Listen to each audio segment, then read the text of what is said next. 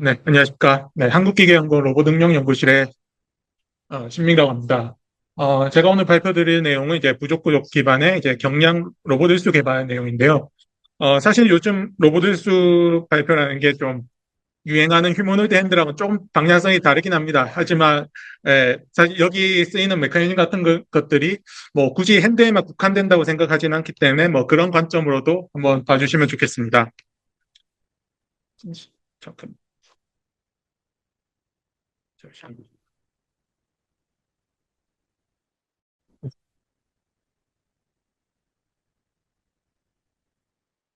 예, 저희 기계연구원에서는 절단 장애인들을 위한 이제 로봇 일수나 의족 관련된 연구를 수행해 왔었고요. 그와 관련해서 일수 관련해서는 저희가 일수 관련해서는 메커니즘 관련 연구도 하고, 뭐 근전도 센서를 이용한 동작 의도 인식 혹은 뭐 영상을 이용한 이제 제어 같은 연구들도 많이 진행했었는데 오늘은 이제 메커니즘 관련된 연구를 발표드리겠습니다. 네, 이건 사실 오늘 오시는 분들이 거의 휴머노이드에 관심이 있으신 분들이 많을 것 같아서 한 장 넣었었는데요. 이건 뭐 제가 작년부터 해서 굉장히 많이 들었던 얘기가 뭐 휴머노이드용 핸드나 뭐 로보트스나 둘 다 같은 로봇은 아니냐, 뭐가 차이가 있냐 이런 얘기를 굉장히 많이 들었었거든요. 사실 뭐 맞는 얘기도 합니다. 사실 뭐 최근까지 로보트스로 개발되는 애들이 최근에는 그냥 휴머노이드용 핸드로 판매도 하고 그걸 달고 나오는 로봇들도 굉장히 많은데요. 사실 이제 각각의 영역에 이제 정말 추구하는 바가 뭐냐고 봤을 때는 조금 차이가 있다고 봅니다. 휴머노이드용 핸드 같은 경우는 최근에 특히나 뭐 AI가 겹쳐져서 퍼포먼스를 굉장히 높이고 덱스터러스하게 빠르고 정교한 움직임을 만드는 걸 방향으로 연구를 많이 진행하는데 사실 로봇 일수 같은 경우는 실제 사용자분들을 만나서 얘기해 보면 제일 중요하게 보는 게 무조건 첫 번째로 나온 질문이 얼마나 가볍냐. 이게 가장 많이 따집니다. 그러다 보니까 의수 같은 경우는 가볍게 만들기 위해서 뭐 비교적 다섯 손가락 의수 같은 경우에도 뭐 많아야 뭐 다섯 개, 여섯 개 정도의 액추에이션 모터를 쓰는 언더액션 방식을 많이 쓰는데요. 예, 일단 가벼워야 되다 보니까 모터를 많이 빼는데 그렇다고 해서 퍼포먼스가 뭐 안 중요한 건 아닙니다. 그래서 가장 모터를 적게 쓰면서도 퍼포먼스를 높이는 걸 요구하기 때문에 그걸 만족하기 위한 방법으로 연구 중인 게 이제 언더 액체이션 뭐 부족구동 방식이라고 보시면 될 것 같습니다. 네, 그래서 오늘 제가 보여드릴 거는 저희가 개발 중인 거는 이제 언더 액션이 두 가지 영역으로 들어가 있는데, 위에 보통 네 개 손가락 영역에 해당하는 이제 언더 액션이 있고, 엄지 쪽에 적용되는 언더 액션을 각각 보여드리겠습니다. 예. 보통 일단 위에 이제 네 개 손가락에 해당하는 영역인데요. 보통 이제 그 모터를 하나 정도 써서 손가락 하나 움직이는 어떤 메커니즘을 쓰는가 했을 때 크게 보통은 두 가지로 나눕니다. 왼쪽에 보이시는 건 이제 링키지 방식으로 보통 이제 상용으로 판매되는 의수에 가장 많이 쓰이는 방식으로 호가링크 같은 방식을 이용해서 항상 고정된 궤적으로 움직이는 방식인데요. 뭐 고정된 방식으로 움직이다 보니까 신뢰성은 높고 강성도 굉장히 높은 장점이 어, 항상 궤적에 고정되어 있다 보니까 다양한 물체를 다루거나 뭐 복잡한 형상을 가진 물체를 다룰 때 파지 효율성이나 안정성이 떨어지는 단점이 있습니다. 그리고 뭐 공으로도 많이 쓰이고 하는 방식으로 와이어 드리븐 방식이 있는데요. 와이어 드리븐 방식은 이제 여러 관절을 거쳐서 한 개의 와이어를 연결하고 그걸 당겨서 동시에 여러 개 그때 관절별로 뭐 스프링 같은 강성을 따로따로 세팅을 해서 보통은 이제 밑에서부터 순차적으로 움직이게 만듭니다. 그렇게 순차적으로 움직이게 만들면은 어떤 물체가 연속적으로 하나 감싸지게 되기 때문에 아무런 물체가 와도 이제 감싸질 수 있는 어댑티브 그립이 가능한 장점이 있는데요. 하지만 반대로 다른 장점이 손끝으로, 사실 사람 손이 감싸지는 동작을 위해 손끝으로 잡는 동작도 굉장히 많이 하는데 보통 와이어 드리븐을 그냥 적용하게 됐을 경우에는 일단은 편의적 행상, 물체에 닿기 전까지는 편체를 하기 때문에 자세도 이상하게 되고 솔직히 이게 잡았을 때도 중간 관절들이 고정되지 않기 때문에 이제 핀치 힘을 한번에 뒤틀리는 그런 문제점이 발생합니다. 그리고 뭐 왼쪽 밑에 보시면 아이디얼하게는 위에 그림과 같이 순차적으로 딱 움직이면은 어댑티브 그립이 가능하지만 사실 물체를 잡거나 아니면 쉽게 굴러가는 물체를 잡을 때 보면은 이게 다음 관절을 움직이기 전에 물체가 빠져나가는 경우도 굉장히 많습니다.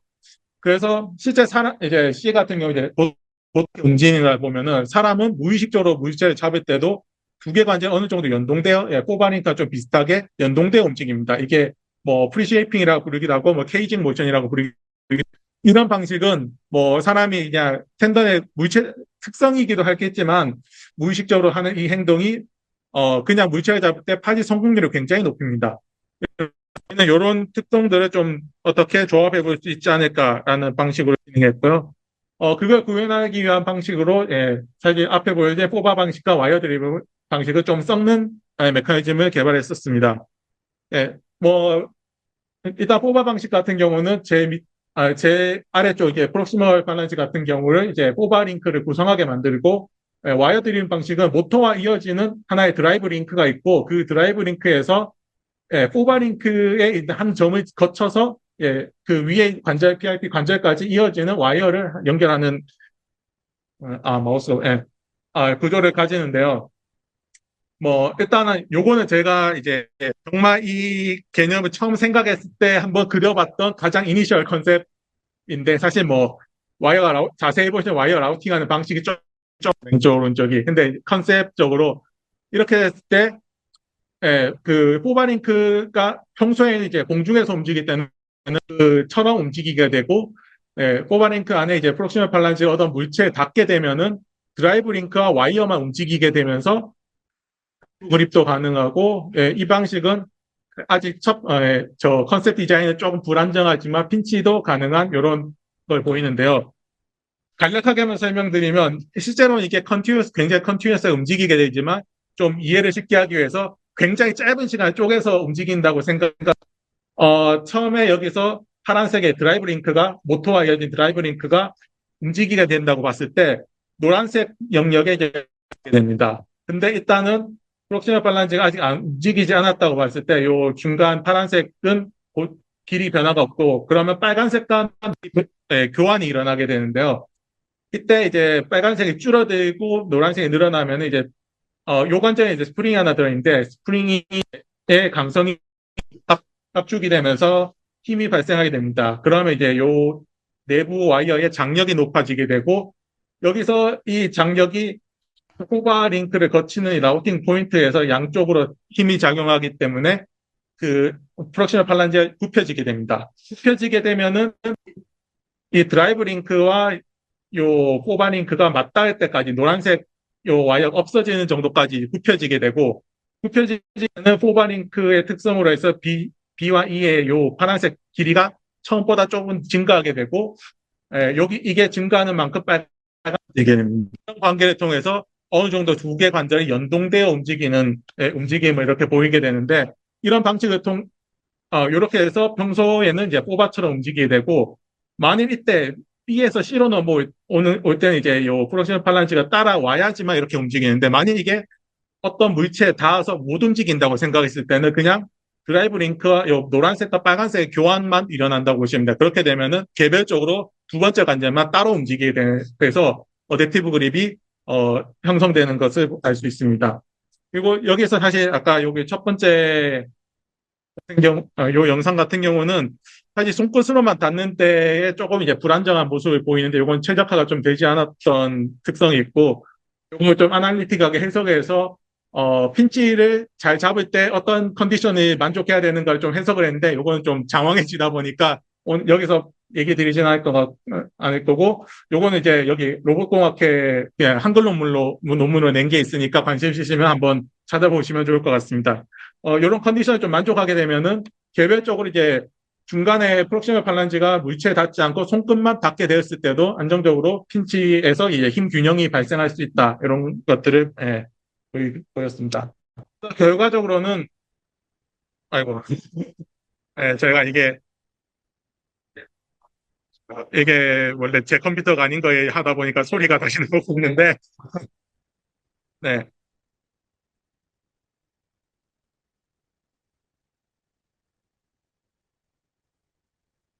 뭐 제가 이런 메커니즘 통해서 그냥 모터는 그냥 동일하게 당기기만 하는데 손끝으로 잡든 물체를 감싸 잡든 알아서 자동적으로 잘 수행되는 결과를 얻을 수가 있었고요. 사실 뭐 앞에 이제 논문 발표할 때는 조금 더 여기 왼쪽과 같은 좀 복잡한 링크 포바를 가졌는데 지금은 거의 개념은 같지만 조금 더 단순화된 거의 안에 내부 포바 링크를 거의 그냥 단일 링크로 바꾸는 방식으로도 가능해서 거의 같은 개념을 유지하면서도 조금 더 단순화된 모델을 적용하여서 다음 단계를 만들었고 아직 조금 더 개발을 더 진행하고 있습니다. 네. 그 다음으로 이제 저희가 엄지 관련한 부족고정 방식 개발한 거를 좀 발표드릴 건데요. 손의 움직임에서 사실 가장 중요한 손가락 중 한 개를 꼽으면 엄지가 굉장히 중요하긴 합니다. 아무래도 네 개가 있는 쪽보다 거의 혼자서 좀 독립적인 작동을 하는 엄지가 역할이 굉장히 많고요. 사람이 어떤 물체를 잡을 때 파지 동작에 구분할 때 사실 가장 상위로 한번 구분하는 기준이 되는 게 엄지가 뭐 나머지 손가락과 같이 평행을 하고 있냐 아니면 마주보고 있냐 이거에 따라서 뭐 오포짓, 논 오포짓 뭐 이런 식으로 나누기도 하는데 일단 그렇게 그만큼 이제 엄지는 사실 다른 손가락은 평면에서 플렉션만 해도 거의 대부분 기능을 다 할 수 있습니다. 하지만 엄지는 적어도 플렉션도 하면서 논 오포짓과 논 오포짓 동작 적어도 두 개를 수행해야 되기 때문에 굉장히 중요한 면이 있고 사실 이제 이런 핸드 관련 뭐 개발을 해보면 사실 그래서 엄지가 두 개 움직임을 해야 되면서 또 플렉션의 동작 플레인이 굉장히 크게 변화를 합니다. 결국 이게 돌아가게 되면은 그걸 다 만족시키기 위해 하다 보니 다른 손가락보다 좀 개발에 난이도가 있는 편인데요. 그러다 보니까 보통 이제 상용 의수 쪽으로 나오는 쪽 보면은 대부분 이제 이 동작을 만들기 위해서 요 동작과 플렉션 동작을 따로따로 나눠서 모터를 두 개 쓰는 경우가 굉장히 많기도 하고 실제로 많이 판매되는 뭐 오토복족 제품 같은 경우 보면은 아까 처음에 말씀드린 것 같이 무게가 굉장히 중요하다 보니까 이거를 사실 한번 이제 동작 자세를 정해놓고 엄지를 그 다음에 오덕션에 돌릴 일은 많지 않습니다. 그러다 보니까 그냥 수동형 관절에 넣어서 반대쪽 손이나 아니면 몸에 이렇게 밀어서 돌린 다음에 사용하면 생각보다 많이 적용합니다. 가볍게 만들기 위해서. 저희는 요거 그래도 아무래도 가볍게 만드는 걸 원하지만 그래도 보다는 좀 제어를 할 수 있는 걸 원했고 그래서 하나의 모터로 어떻게 이 두 가지 동작을 다 할 수 있을를 연구를 했고 저희가 이제 주목했던 거는 이제 이런 이제 제네바 메커니즘이라고 이걸 저희가 주목했습니다. 이건 이제 저희 연구실에 있는 초준혁 박사님이라는 분이 예전에 연구했었던 건데요. 제네바 영상을 보시면 여기 핀과 슬롯이 있는 두 개의 디스크가 있고 뭐 드라이브 휠과 스타휠로 보이는데 핀과 슬롯이 이제 맞닿아서 이렇게 슬롯을 밀어줄 때 스타휠은 정해진 각도로 이 경우 이제 90도를 드라이브를 한 바퀴 돌 때 90도씩 계단식으로 구동하게 됩니다. 이런 메커니즘을 통해서 이제 요 엄지를 어브덕션에 돌려주는 역할을 하게 되는데 저희가 주목한 거는 핀과 슬롯이 맞붙지 않았을 때 나머지 270도의 ROM을 어떻게 더 활용하면 좋지 않을까 이걸 주목했고 이 나머지 270도의 ROM을 이용해서 플렉션 동작을 만들어주면은 하나의 이제 두 가지 동작을 다 할 수 있지 않을까 이걸 그런 관점에서 처음에 개발을 했었는데 사실 이거는 보시다시피 좀 덩치가 큽니다. 일수로 넣기에는 굉장히 덩치가 크고 좀 그런 문제점이 있어서 이걸 어떻게 개선할 수 있을까를 연구를 했었고 네, 그래서 최근에 저희가 연구했던 거는 원래 어차피 돌아가야 되는 드라이브 휠을 그냥 와이어를 감는 풀리로 만들어 버리고 어차피 디스크가 있으니까 그냥 와이어를 연결해서 플렉션을 만들면은 훨씬 작게 만들 수 있지 않을까부터 시작해서 연구를 시작했고요. 이렇게 하니까 또 와이어를 쓰다 보니 좀 장점이 몇 가지 생기는데 일단은 뭐 원래 있는 드라이브 휠 자체를 조금만 두껍게 만들면은 이제 풀리로 쓸 수 있기 때문에 부피 증가는 거의 없는데 와이어 같은 경우는 일단은 앞에 디자인의 경우는 이제 덩치가 커지는 이유가 일단은 오브젝션이 돌아가는 동작 플레인과 플렉션이 생기는 게 90도, 동작 플레인이 90도로 꺾여 있다 보니까 그걸 만족하기 위해서 메커니즘 이것저것 들어가는데 와이어는 이제 동작 플레인이 꺾이는 거에 굉장히 그냥 자유롭기 때문에 거의 그런 거에 대해 부담이 없어서 추가적인 구조물이 필요 없는 게 있고 또 그게 추가적인 구종이 필요 없다 보니까 앞에 같은 경우는 스타위과 이제 엄지손가락의 이제 가장 밑에 MCP 조인트 관절이 따로따로 존재했었는데 그걸 한 개로 통합할 수 있었습니다. 그래서 실제로는 그냥 MCP 관절이 있는 거에서 드라이브 휠에 해당하는 하나의 디스크 정도의 부피만 추가하면은 그 두 개의 움직임을 동시에 만들 수 있다는 것을 이제 개발했고 그래서 영상을 보시면 모터는 한 방향으로만 돌아가는데 자연스럽게 어브덕션에서 플렉션으로 이어지는 구현되는 것을 확인할 수 있습니다. 그래서 모터를 한 방향으로 돌게 되면은 예, 하나의 디스크에서 각도 영역을 쪼개서 제어한다고 보시면 되는데 해당 영역에서는 이제 플렉션은 발생하지 않고 어브덕션 동작이 수행되고 예, 각각의 이제 오른쪽 시계 방향으로 돌 때는 해서 플렉션이 일어나고 반대로 하면은 예, 어덕션이 일어나서 플렉션이 일어나는 그런 수행하게 됩니다.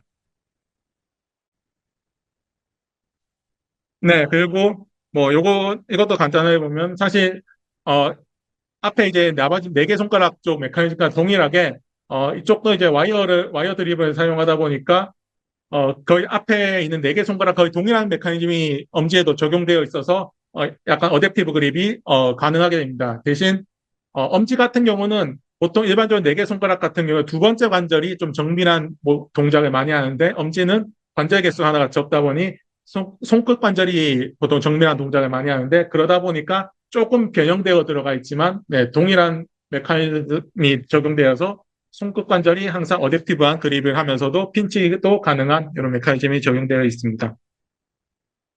네, 그걸 통해서 저희가 뭐 이것저것 이제 임상 시험도 많이 수행했고요. 예, 뭐 간단하게 이제 손끝으로 잡는 핀치, 박스 앤 블럭 예, 옮기는 동작들도 수행하고 일반 ADA 이제 일상생활 동작 같이 빨래를 개는 동작 이런 것들도 좀 해보고 뭐 이거는 오늘 사실 주제는 아니었지만 간단하게 뭐 이제 센서를 넣고 물체를 잡았을 때 진동 피드백을 주는 걸 통해서 이게 눈으로 쳐다보지 않고도 파지가 얼마나 일어났는지를 피드백 주고 뭐 잡았는 거 느껴지면 들어올리고 이런 것들 뭐 아니면 동작 의도 근전도 신호를 하는 뭐 제어를 하는 그런 연구도 많이 수행을 하였습니다.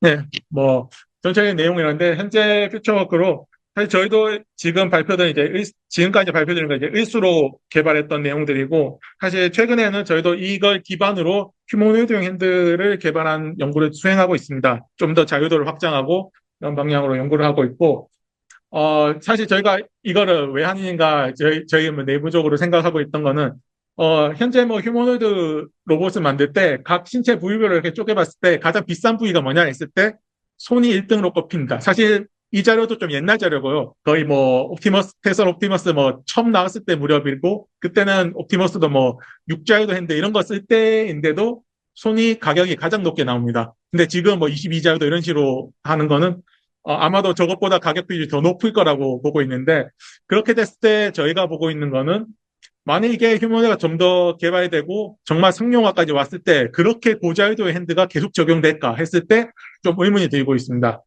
그래서 아무래도 완전 을수 정도의 5, 6자유도는 아니지만 22자유도 아닌 한 중간 영역대의 어딘가가 좀 더 상용화 모델에 맞지 않을까라는 생각을 하고 있고 그런 약간 가격과 퍼포먼스의 밸런스를 맞는 솔루션을 만드는 방향으로 제가 연구를 진행하고 있고 아무래도 좀 더 현재 아무래도 자유도는 높다 보니까 그 휴머노이드 핸드들이 좀 덩치도 좀 계속 커지고 그런 요소들이 있는데 좀 더 사람 같은 사이즈의 가성비가 맞는 그런 방향으로 연구를 개발할 때 이런 부족구동 방식들이 활용될 수 있지 않을까 이런 방향으로 연구를 지속하고 있습니다.